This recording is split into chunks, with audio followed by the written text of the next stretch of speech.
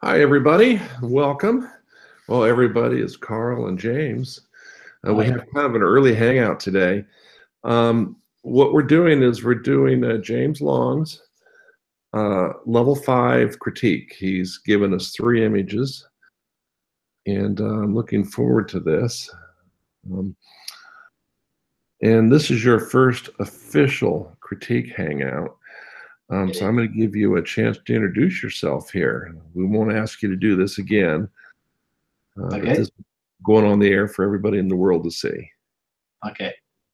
Well, I'm James. I live in Iceland. I moved here this year after living in Hong Kong for a number of years, and I've kind of moved here for a couple of reasons: to have a different lifestyle with my family, and also to perhaps pursue a slightly different career path to what I was doing in Hong Kong and in the UK before that. So one of those ideas is to perhaps pursue photography as part of my future career, which is why I've joined the Arcanum to see if we can figure out how might be able to do that and sort of get some feedback that isn't just family based. So yeah, I live in Iceland, which is great for landscape photography. I want to do. I'm kind of more focused on landscape photography than anything else, and I kind of just want to be able to make the most of the landscape I live in and become a better photographer. Really, I've only been doing it for about like proper photography, as in with a big camera, for about a year, I'd say. Okay. All right. Yeah. Well, we'll definitely help you with making a business out of this. There's lots of things that we can do. Yeah. So we will delve into that. The other thing Probably. as well is I think after a kind of a year of working and getting to know the camera and settings and understanding processing, the other thing I'm trying to find is a bit of is what my style may be.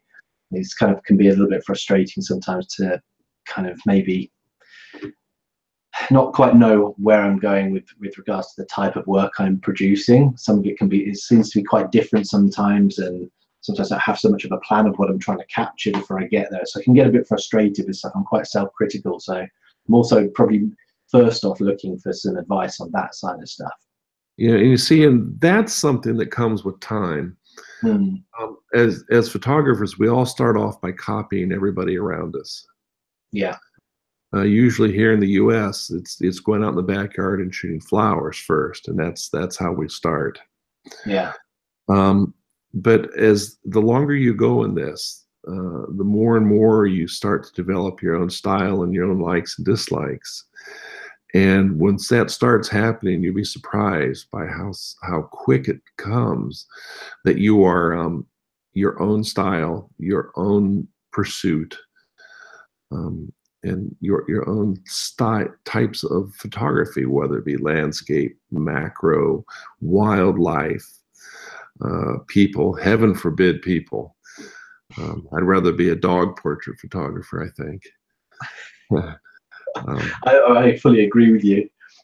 I can't, I don't quite get it, unfortunately. I admire portrait photography and people photography, but I just don't personally, I couldn't imagine doing it myself. I don't know why. And this will come real fast. And if you hang out and you stay active with the group, you will be surprised the areas of interest that will pop up that you'll say to yourself, "Oh, I really want to try that. That looks like fun." But as in everything else that we do in life, it takes a short while to put together our own style, and you'll get there. Yeah. And you're motivated, so you'll probably get there quite fast. So. Yeah, I've got quite a lot of time to dedicate to this, as I've said before. So, it's for me to have a few projects to do and be able to spend some time working on this now is the best thing I can do with my time at the moment, whilst I'm having some time out, because otherwise things like work commitments will get in the way quickly. Yeah. If I Yeah, don't. and that's the thing about the Arcanum too. The Arcanum's kind of strict about its levels. As a master here, I can change the structure of the levels Yeah. and the direction that each level goes. But all of the same levels are kind of basically the same from one cohort to the next. Make sure that you don't let that get you upset, because aside from the levels, we're going to work on the stuff that you need and you want and you desire as well. That's good. I mean, I'm flexible. I mean, I don't mind doing things that maybe I'm not so necessarily interested in. I think it's really important to go out and try and do that. Yeah. You say that right now, but let me warn you that most people hate me when it comes to the woo-woo, the great woo-woo. Okay. And the Indian video. Okay. That's an understatement. Yeah, they build stamina and make great people out of you, though. Well, I tell you what, let me share my screen and let's jump into this, okay? Okay. Here we go. You've got my desktop now. Yeah. Boy, there's going to be extra points in it for you, James, if you can tell me where this scene is. And Carl, you're not allowed to say it because you know. It looks like Yosemite, if I had to guess. Dang it. I haven't been, but it's got waterfalls. It's got the. That's it. That's yeah. Well, can you tell me what vista I'm standing at to shoot this? Sorry, say again. Can you tell me what vista I'm standing at? No, I'll be honest. I don't know what the locations are. I recognise what is that in the back there, but just peeking over the top. I can't remember. Oh, that's Half Dome. Half Dome, that's it. Yeah, that had a landslide the other day, didn't it? Or a few weeks ago. Yeah, Carl, you know where this is at, right? Oh, by all means. Yeah. All right. The Ansel Adams pine tree is on the right, if I remember right. Yep, you're right. This is a tunnel view. All right. So let's bring up your first image. One thing that I'm going to ask you about every image, I want to know what your intent was with this before I ever delve into it, because your intent is going to flavor my critique of it. Okay. All right. So tell me about this one. Okay. Yeah. This is a location about 10 minutes from where I live. We go and walk the dogs around a lake here, and we don't have many forests in Iceland, but there's a forest around this lake where we live. And as someone was kind of going through, I was noticing in the forest there's these kind of mosses and colours, and the light was kind of coming through in quite interesting ways. So I wanted to go back there and take a photograph of it, because there's a couple of things. There's a lot of, when you walk around in Iceland here, there's a lot of the old tales of things like mystical creatures and elves and fairies and trolls and stuff. And this forest is kind of quite a magical place when the light's just right. So my intent was to go when the light was quite low, sort of mid-autumn time, and try and capture some of the light that comes through the trees at different times. So I went to this spot here, and the light was coming kind of through this avenue of green, and onto where the fallen, I think they're pine needles. So a lot of the trees have lost their cover, which allowed the light to come through. So it's kind of a bit of a mixture. There's this soft kind of, the intent was to show kind of the soft greenness, the nice warm light, but then also to show you kind of these quite ugly trees, and to, I guess, give a bit of a, the intent was for it to be kind of a bit magical and mysterious like forest, because there aren't many of them here. Mm-hmm. Okay. Well, the first thing that my eyes are drawn to when I look at this image, I'm drawn to these broken and fallen branches down here in the bottom. Yeah. And the fact that the branch is going out, which is nice, but it's going right out of the frame. So my eyes come in kind of right here, and it turns right around, and I follow them right out. Okay. Then I come right back in again at the screen moss, and this is lovely. I like the post-processing that you've done on this. It's still got some saturation to it, yet it's muted lighting. And these little bumps and hills, this is really nice. And I think you created a really nice balance between the trees in the background, the mossy path, and the pine needles in the foreground. It's like the picture's divided into 3 separate pictures, and each area tells a story. Okay. And I think this works quite well. It's very pleasing. It appeals to my sense of style for dark, muted forest scenes. Okay, cool. I wonder is this a path, does this continue on off out of the right-hand side of the frame and work out this way? There's actually a path behind me kind of running perpendicular to that. That isn't a path that you can walk down. It's kind of just more this mossy hillside. And I think in hindsight, if I'm honest, and a couple of people mentioned it before, I set my camera up, I was surrounded by branches and I stuck the camera through this gap. But in hindsight, there was an easier shot just actually on the path to the right, probably, that would have got this clutter at the front of the trees, slightly angled differently. And I think that branch that I think leads you out, you're right, would probably not lead you out. It would probably lead you more in and through. Okay.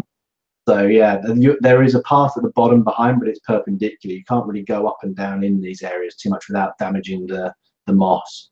Okay. All right. So when you're standing here and you're looking at this and you've set up and you've taken this image, which is a very nice image. Yeah.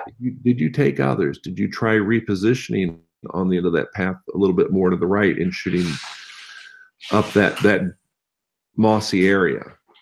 On this day, no, I didn't. It was a quick in and out, and it's one of the. This was, let me think. This was a few months ago, and it was before I was kind of thinking a bit more about working kind of areas I was. And I'll be honest, I think I rushed it a bit. I did this. I took a few variations of this particular shot, but I didn't move around too much at all. And that's kind of, yeah, that's one of those things I didn't do. Okay, that's one of the first lessons you're really going to need to engage in, especially if you want to develop your own style. We say here, work the scene, try different angles, get low, get high, go to the left, go to the right, try zooming in, zooming out, do all of these things. And pretty soon, when you're back in front of your computer and you're processing these, you're going to realize you like some better than others. Yeah. And that's going to shape how you look at things in the future. Yeah. So that's one thing that you're going to need to do. You are going to need to work the scene. Yeah, I've been doing that a bit more, certainly since I took this photo. In the few months since then, I've developed that a lot more. And I've even been doing something kind of, I've been sticking on a fixed zoom lens, for example, and having to move to zoom and move to get framing in, to just encourage me to move around specifically to areas. And I've noticed a difference in the pictures I've taken in the last, I'd say even just the last month, in terms of the difference in the, I tell you where I noticed the difference in not having to crop so much out. Okay. So I've taken too much in. I've been able to frame more in the camera than I've needed to chop out afterwards to get the composition right. Yep, and you see that's about the sixth lesson down the ladder. Okay. Being able to pre-visualize Yeah. in the viewfinder what it is that you want that final output to be. Yeah. All right, and it's important because when it comes time to start creating prints, a lot of times you'll find that you don't have enough space, that you needed to shoot wider. Yeah. That you can crop in, or you can allow for framing and putting because there's the rabbit in the frame that's going to take a quarter inch of the image away all the way around. And then if you put a mat on top of it, that's going to take another quarter inch away. Yeah. So it's always a little bit better to shoot wider, so you have the information down the line when you're doing some sort of an output with it. Yeah. All right. Yeah. Let's play with this. You have the Nik filters, yes? Yes, I do. Yeah, I don't use them for the general editing so much, but I'm interested to see how you use them here. Yeah. Well, I tend to use Photoshop as a wrapper. Yeah. For the Nik filter set, and I do 90% of my editing in the Nik. Yeah. And I'm also doing my basic tonality editing in the raw converter. Okay. Which is something that we can show you later on. But the first thing I'm going to do is I'm going to bring up Vivisa, and I'm going to make it full screen by hitting the F key. And I'm just going to look at the things in here. Because you didn't go over to this perpendicular path and shoot up more over the moss, and we've got these really earth-toned pine needles here, maybe we can do something more and make them a bigger part of the image. Okay, yeah. So I'm going to grab a control point here, and I'm just going to plop it right down here in the pine needles, just like that. And I'm going to brighten the needles just a wee bit. And I'm going to add a lot of saturation to them. And now they're too bright, so I'm going to darken them, but I'm going to keep that saturation in there, okay? Yeah. And just a little bit of structure, because that will add a brightness of its own. I'm going to try moving this around. I don't want to brighten up all of them, but what I'm looking at doing is having the edges being dark, which you've done a very nice job on. Yeah. And brightening them up just a little bit here so that they become more of a central component to the image rather than a distraction. Okay. And then I'm going to also play with the moss itself. Again, I'm going to add just a little bit of saturation to that green. Yeah. A little bit of structure, which is our sharpening. It's micro contrast sharpening. It works much better than sharpening in Lightroom or Photoshop.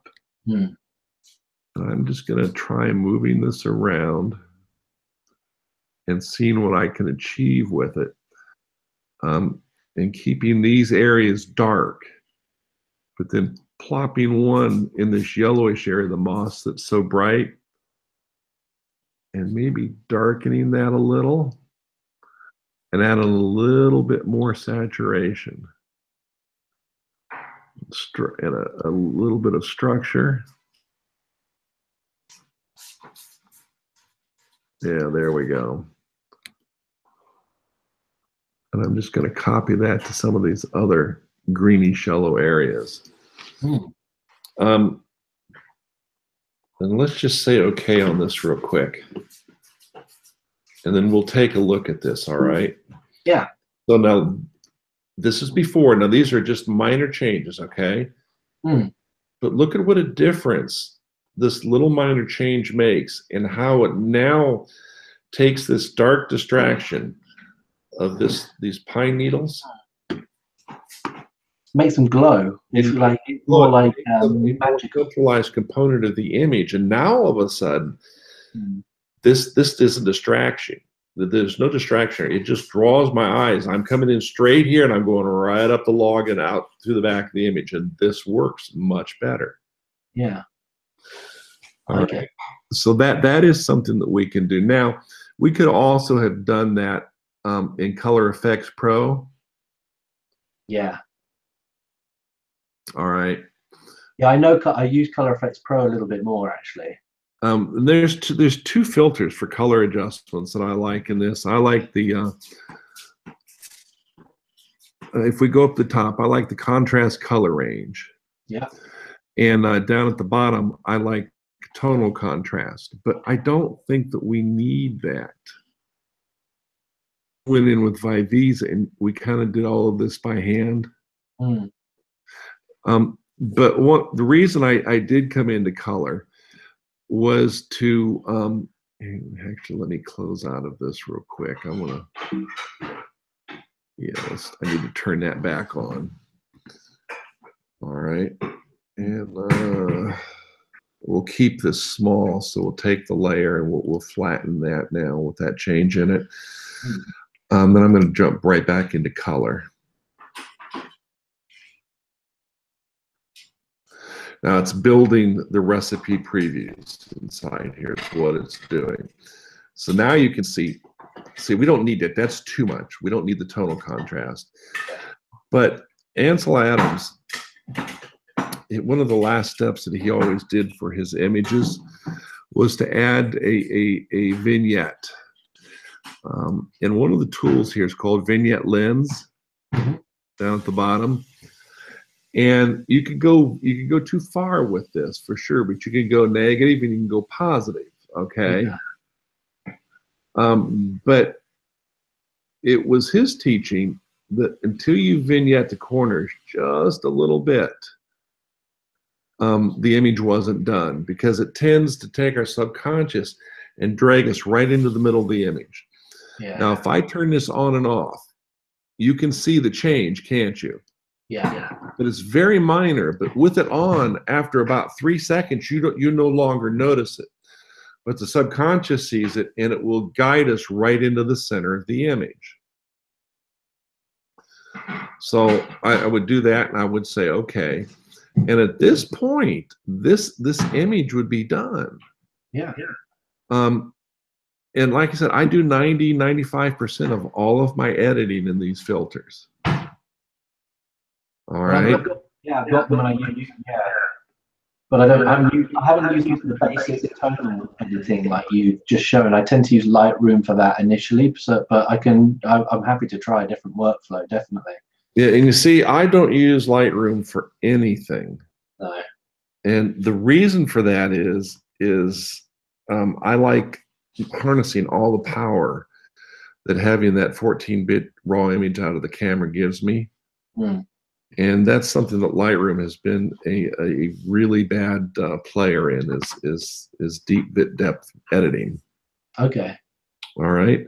Other than that, it's a great quick editor. It was designed for people that took lots of images, portrait wedding photographers, and they had to edit oogles of images, after taking 1,000 or 2,000 at a wedding. Yeah. And it's a good editor. It's very powerful. It does a good job. But we can do everything it does and more in Photoshop, with the exception of the library module in Lightroom, because it's database at its heart. So it stores and searches faster. And what Photoshop gives us is it gives us something called Bridge. Yeah. Which is the librarian for Photoshop.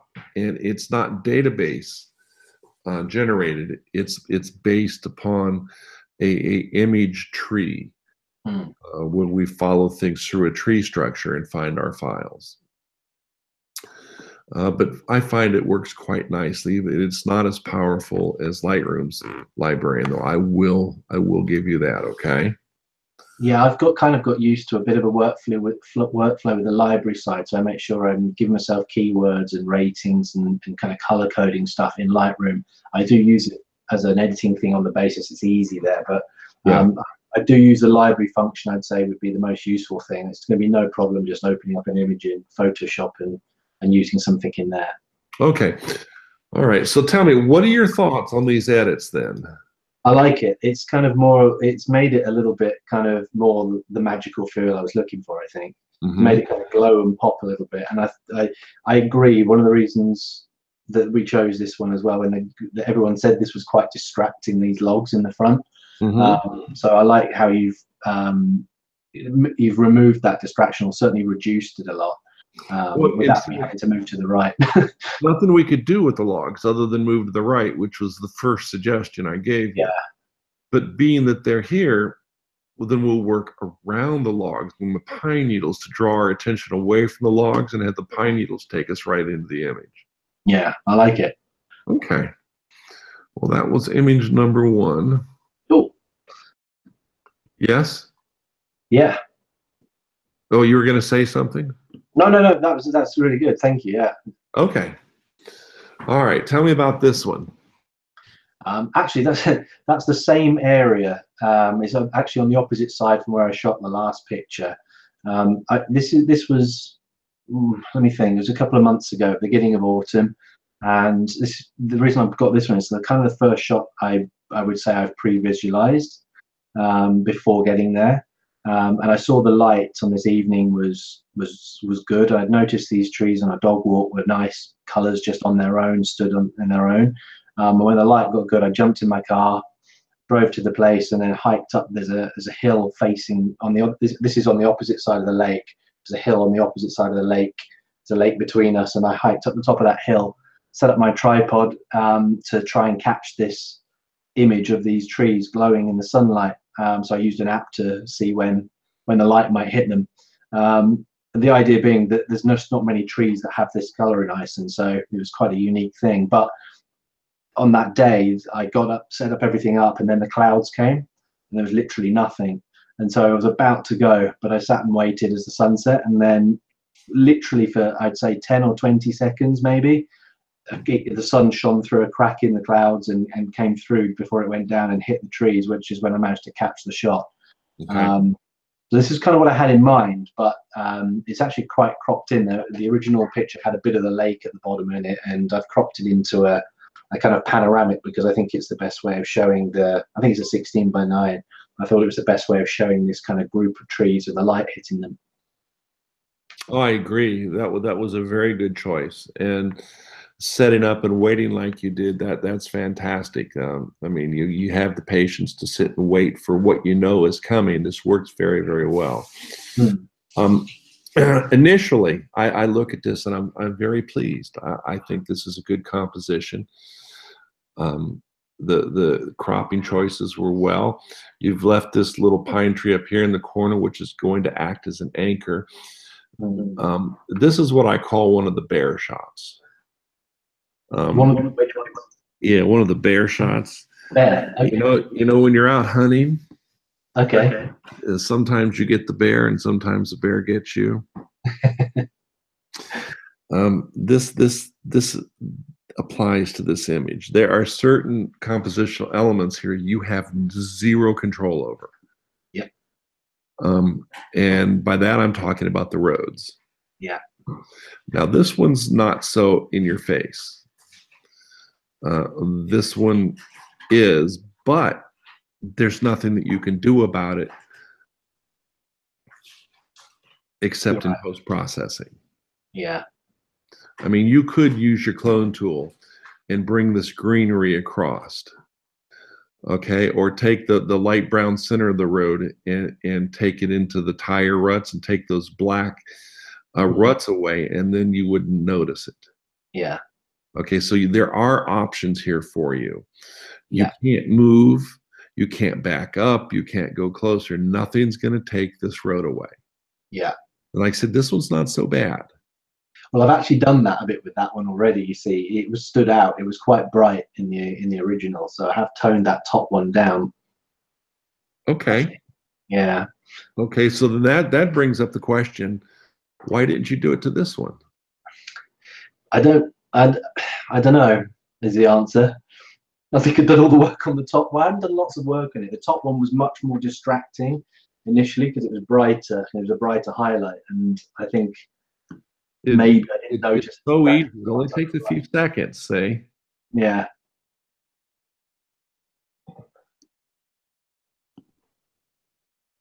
And like I said, I wouldn't worry about taking the whole road away.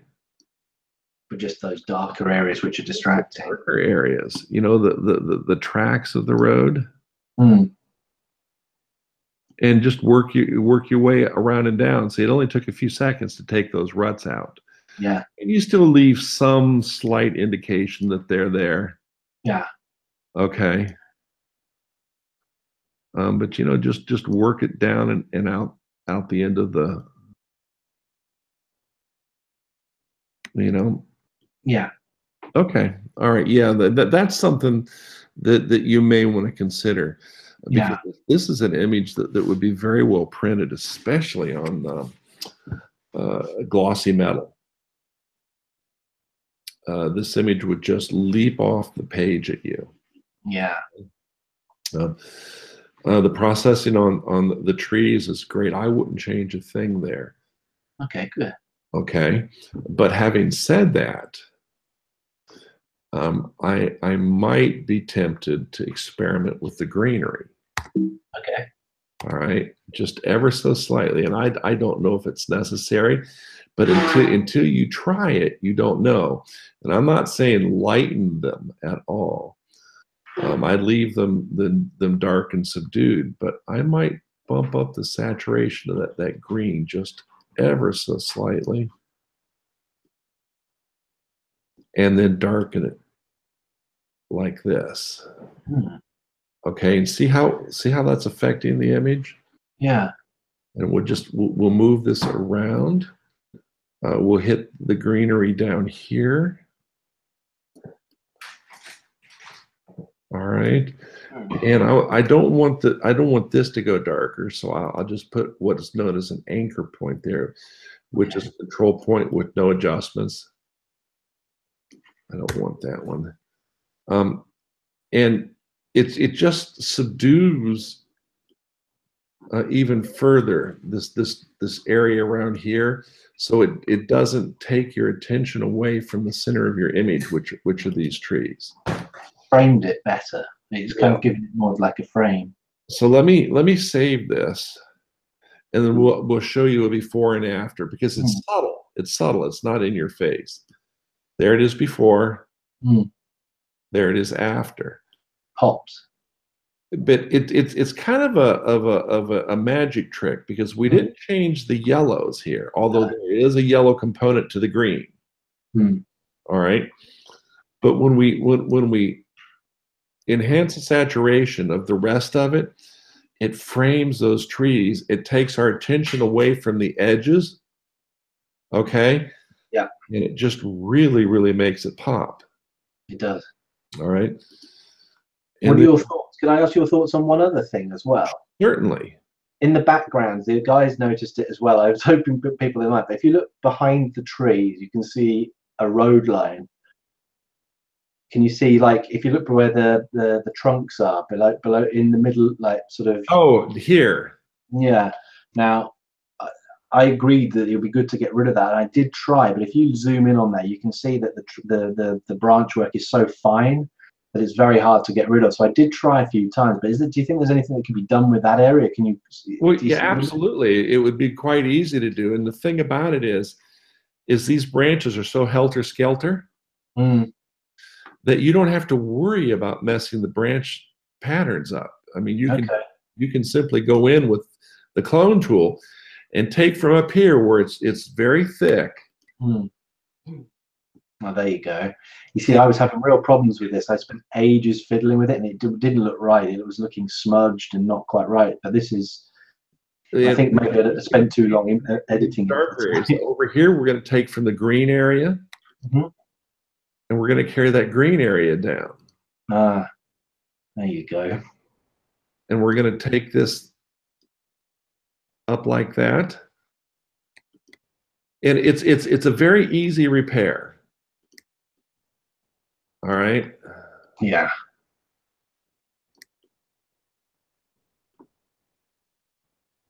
Okay, good. Yeah, that's.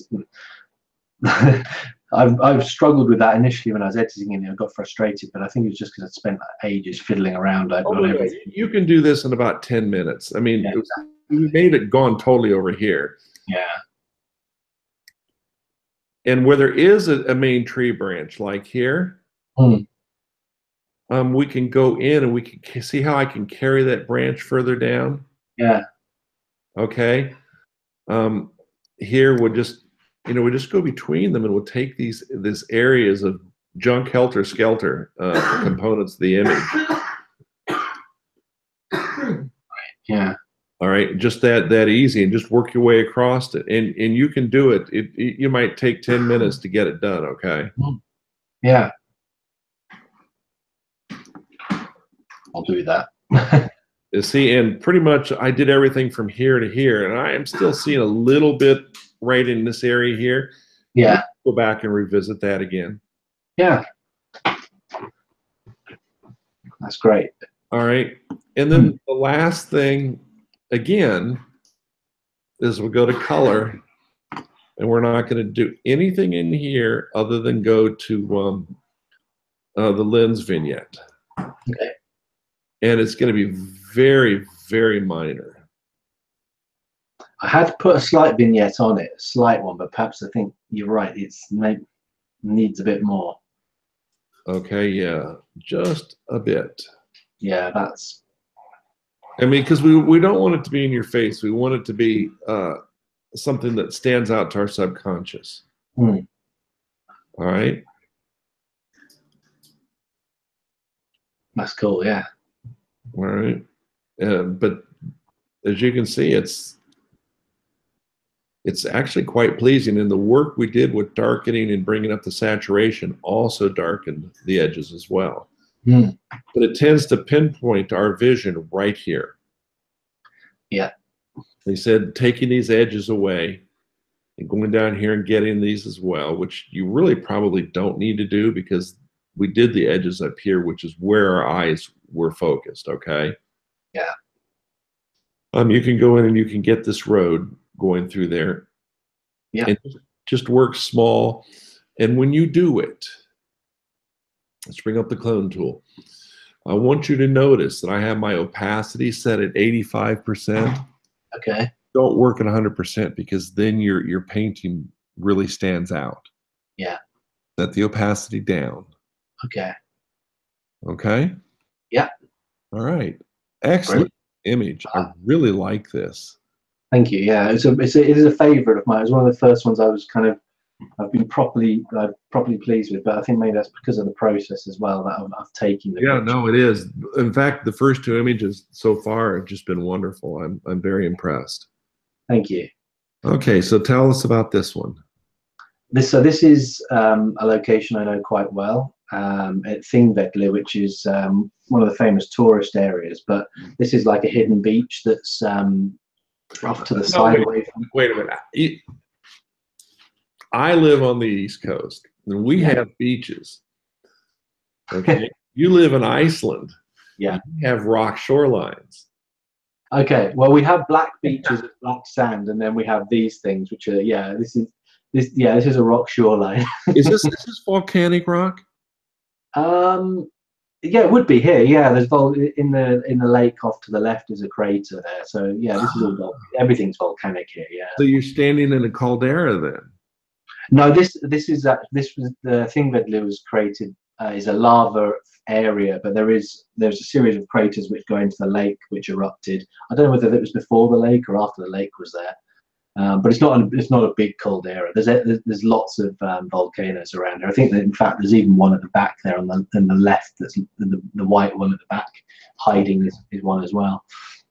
But it's a very famous location here, and it's very crowded. But I worked here in 2000 planting some trees, so I know quite a few of the areas there. And there's always been this beach, but I found it, or rocky shoreline, and I found it quite hard to photograph. There's a lot of potential there, but I've always found it quite tough to photograph. So I went there a few weeks ago, and it was a very, very cold day, and I was determined to try and get something on the beach. And it just happened that I walked around on the beach looking at stuff that was there, and we found this rock that's kind of heart-shaped and was frozen, and it was set nicely with the line leading off. So that I wanted to get the purpose of the shot was to give a feeling of how cold it was that day, how everything was kind of quite frozen.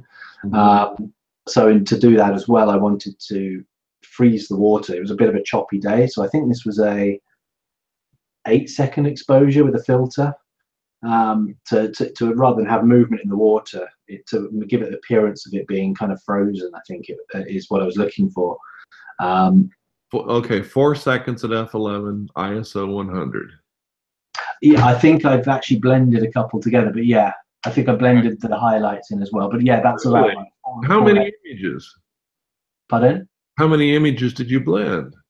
I think I blended 3. A slightly lower one, but I think it was only the upper one and the lower one brought the sky down. So I think it was 3 in total. Did you treat it as an HDR? Yeah, I did. I did. Yeah, but okay. But I'm not a HDR fan. You know what I mean? It's kind of something I don't really tend to do unless I need to. But the sky in here and the original image, I can't really show you it, but the original image was very blown out. Okay. So again, that's one of those bear shots, you know. Sometimes there's no choice. Yeah. And I didn't have any sorry. This is not ice. No, I did that deliberately to give the appearance of ice, because actually the water was messy, and I think without having stopped it and frozen it myself, it wouldn't work, because there wouldn't have been any balance between like the rocky beach and the water. So and the idea was to kind of draw you towards this mountain at the back, which because the sun wouldn't get up any higher, I couldn't get lit any better than it is. That was the best light I got, was this little bit on it with the clouds. So I kind of lifted the clouds up. So the idea was to give you a feeling of cold. I kind of processed it that way as well, with the coloring, the tones. You have achieved your goal. Yeah, and it was a heart on a beach, so it was like a cold heart. You love Iceland, I don't know. Put it in a tourist brochure. So there's a romantic soft center inside of you. Kinda, yeah. All right. Okay. You are a fan of the long exposure, yes? I can be, yeah, if it needs it, definitely. No, the only obvious answer to that question is, oh yes, Mark, I am. Yeah, I love it. There you go. Okay, well, the use of HDR, that was very thoughtful. It worked. It really, really worked. I would like for you to look at this image and tell me one compositional element that just does not work here.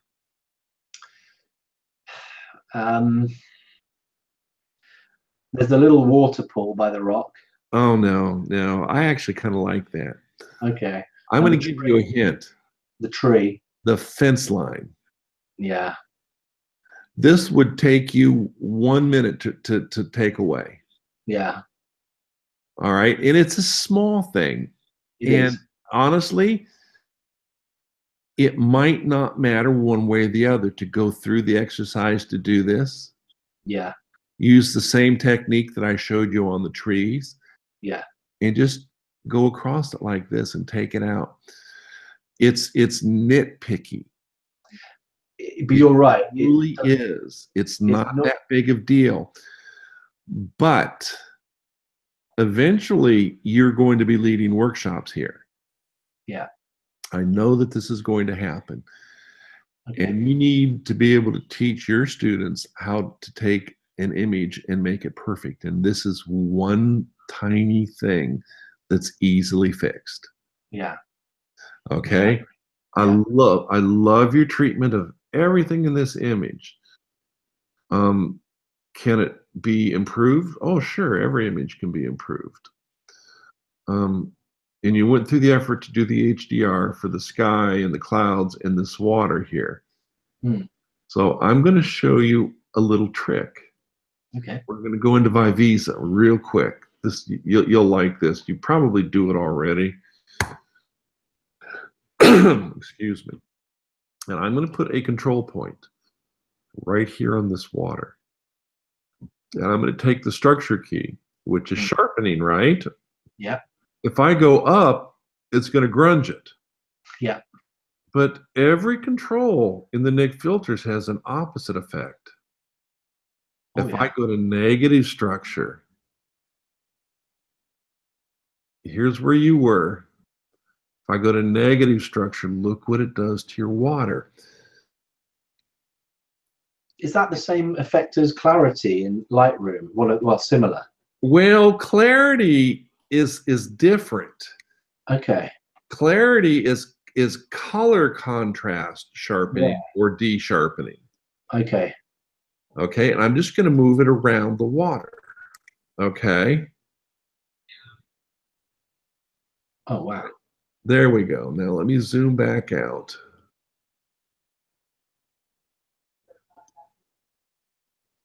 Okay. Yeah. And it's going to take this one step further. It's going to give you another level of softness that you don't have. Yeah. Okay. So that is a trick that you can put in your toolbox. Yeah. Thank you. I like that. Now do you notice that we have,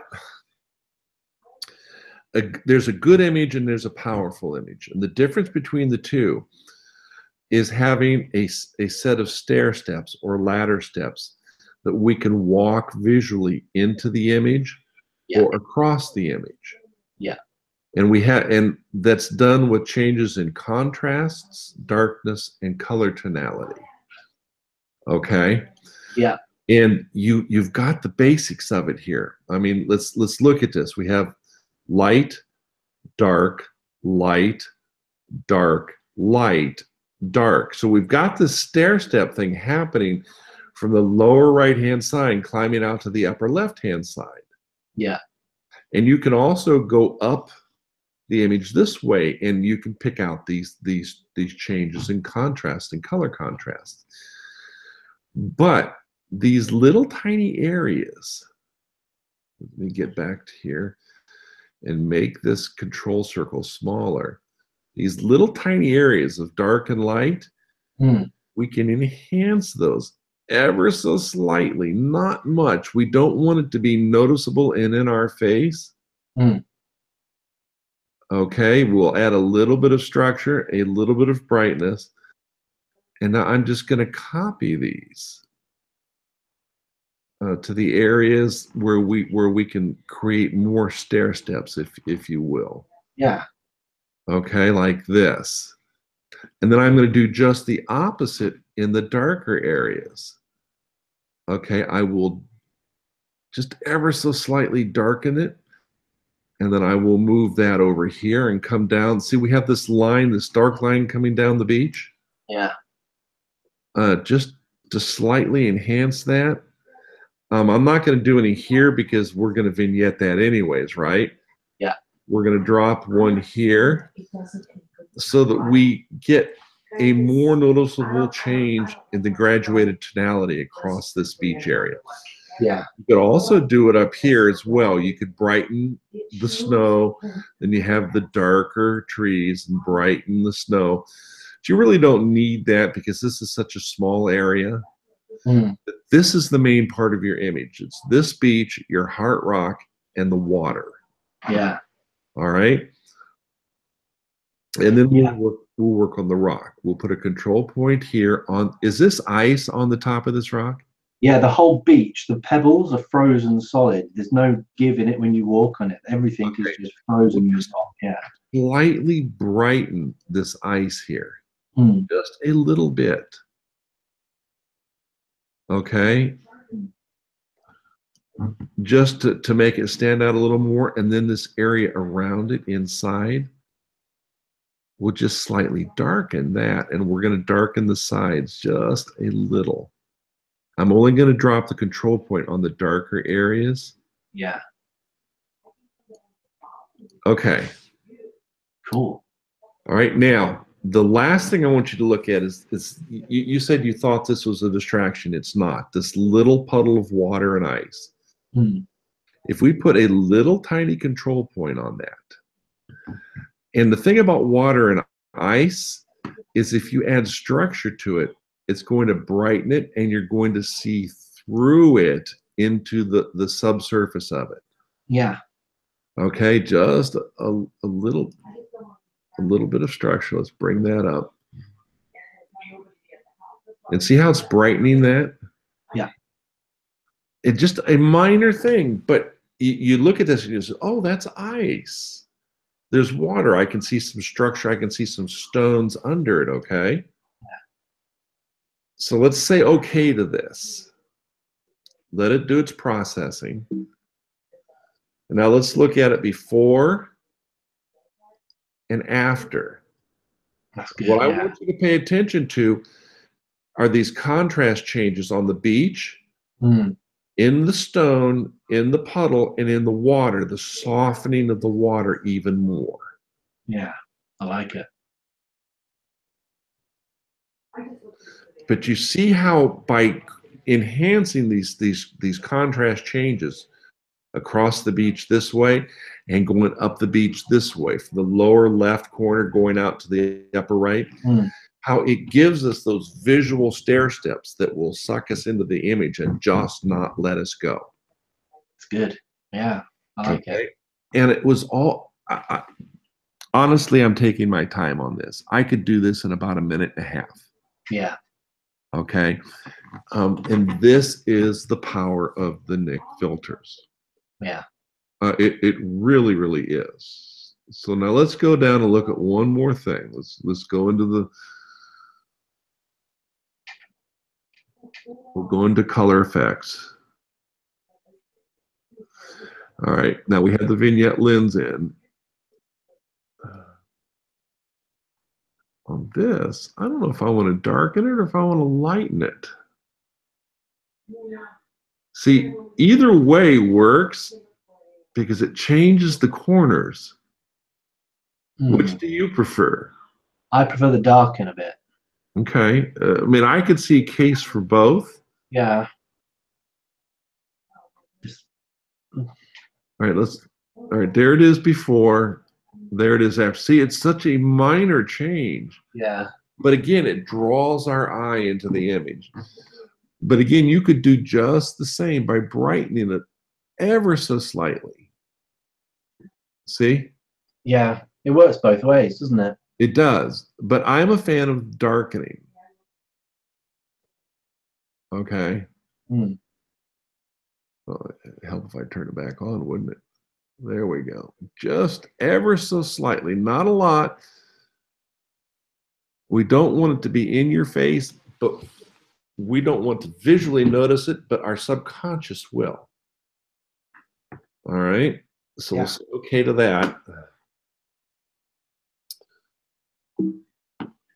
And then we can see the before and after on that. We can see the before and after in the Vivisa. Now, see, this makes a huge difference. It does, yeah. I like the water particularly there. Okay. And the tone of the But this is just another little editing tip. One of thousands that you'll learn here. Yeah. All right. That's great. Okay. And we use these early critiques as an excuse to teach post-processing in a quick and easy fashion. Okay. Yeah. Truthfully, there are lots of wonderful, wonderful editing tools, lots of wonderful plugins that you can use to get to the same target. Yeah.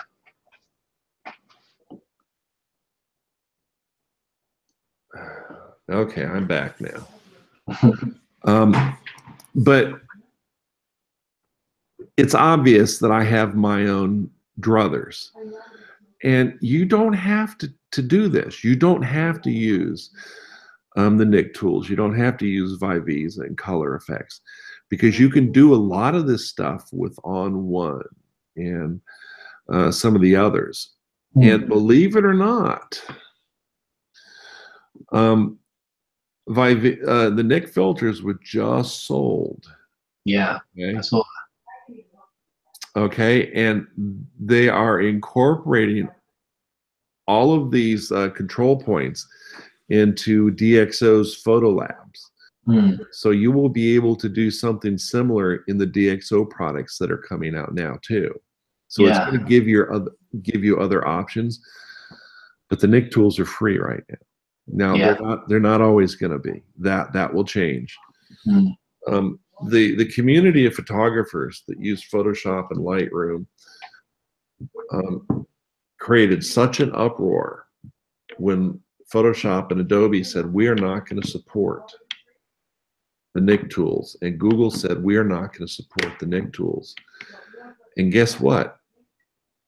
It's all back and everybody's supporting Nik tools because people threw a fit. Yeah. All right. There were signatures, you know, there were just all kinds of things done. So we do have a little bit of power with these developers. Okay. Oh, yeah. Yeah. And I have an inside now. I have a son who's a doctor of theoretical computer science. Yeah. And he worked for Xerox in Mountain View in Silicon Valley for years. And he just changed jobs. He's going to Adobe now. Right. In about 1 week, he starts there. So excellent. I hope that he'll listen to me about things that needs incorporated or removed. So we'll see. Yeah. He probably won't, and nor should I expect him to, but it just gives great hope for the future. Yeah. Okay. You did a great job. Thank you. You do. Now, I know that you come to the cohort with lots of experience. All right, but I also know that you're a new photographer. I mean, you've said that you haven't found your own style, and there's, like I said, there's lots of ways to achieve the same results with various processing techniques. But at this point in time, none are easier or faster than Nick. Yeah. And doing all of your editing in Photoshop and just use Lightroom as your librarian, that's also a good idea. Yeah, I'll do that. Try not to do any editing in Lightroom. Yeah. Okay. All right. Yeah. And Lightroom grows more and more powerful every time they come out with a new version of it. They just added the color engine to Lightroom, the last release or two, which is a big step forward. Yeah. Okay. So what did you think of the first critique?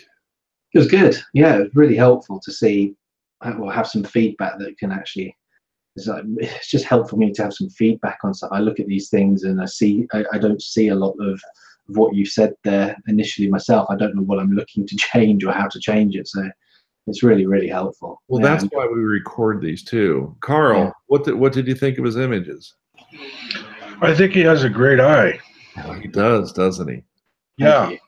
As far as finding his own style, you know, as Mark said, I think that's going to come with experience. But I also think 50% of your own style is going to be in your processing knowledge, because it's going to be the way that you edit and you process that image that's going to be you. Yeah. And I've learned through my small journey, even though it's still being refined, the more I process, I think of it as painting. I'm painting the image more than I'm enhancing the image. And some people don't like that word painting because you're altering the image. Activity and my image to do with what I please to do with it. Yeah, exactly. In my opinion. Yeah. So that's what I like to say. So learning the processing is a large fraction of what you're going to do as your eye refines to the composition and finding the right photo. Yeah. Wow, Carl, those are really words of wisdom. That's just what I found so far, and I'm still refining my own self. But I like the idea of painting a photograph. Yep. Yes, that's interesting you say that. I was out on Sunday and I've taken hundreds of pictures on Sunday, which sounds a lot, but they were wave pictures, so you needed to take a lot to catch waves and stuff. But I've got lots of processing to do now, so the majority of my time for the next few days or so is going to be spent processing the few images I've got in there that look quite good. And using some of these techniques from today is going to be helpful in that as well. Because the processing is where I'm spending most of my time sat here doing the work on afterwards, and I'm enjoying that, getting something out of the image that always looks a bit flat anyway, coming from the camera, a raw image anyway, so it's always nice to see it when it's kind of as you want it to be. I found it very frustrating not to be able to have the image match what my mind says I wanted the image to be. And that was only because of my lack of processing confidence. Right. Yeah. All right. Well, this went really well. I'm pleased with this. Let's stop the broadcast.